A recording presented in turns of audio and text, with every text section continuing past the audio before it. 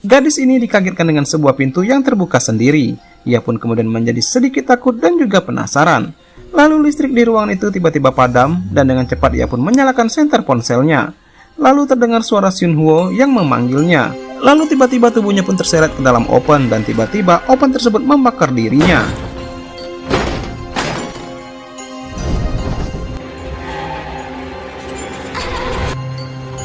Di tempat lain terlihat beberapa burung gagak menyerang dan memecahkan kaca mobil pastor yang sedang di jalan. Singkat cerita, mereka pun mengalami kecelakaan dan terlempar ke jurang. Sedangkan di rumah, si ayah pun masih memikirkan perkataan adiknya yang mengatakan Xinhuo adalah sosok iblis. Lalu tiba-tiba Xinhuo pun muncul dan ia pun berkata ia ingin membuka gerbang. Si ayah pun kemudian mengingat ucapan adiknya, jangan pernah membiarkan Xinhuo keluar dari rumah. Dengan cepat si ayah pun mencegah Xinhuo dan ia pun menjedotkan kepala Xinhuo pun ke pintu dan Xinhuo pun kemudian pingsan. Di tempat kecelakaan, pastor masih selamat, tapi tidak tahu dengan yang lainnya. Lalu di rumah, Xinhuo kemudian diikat di atas tempat tidur. Semua dalam keadaan frustasi. Lalu kemudian si ibu ingat putrinya Hyunju pergi ke gudang dan belum kembali sampai sekarang.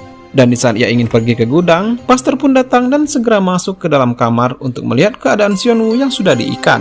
Pastor pun bilang kalau pengusiran setan ditunda dulu karena Romo mengalami kecelakaan. Namun si ayah pun tidak mau menunda pekerjaan ini. Ia pun kemudian menyuruh adiknya itu untuk melakukannya sendiri untuk pengusiran setan malam itu.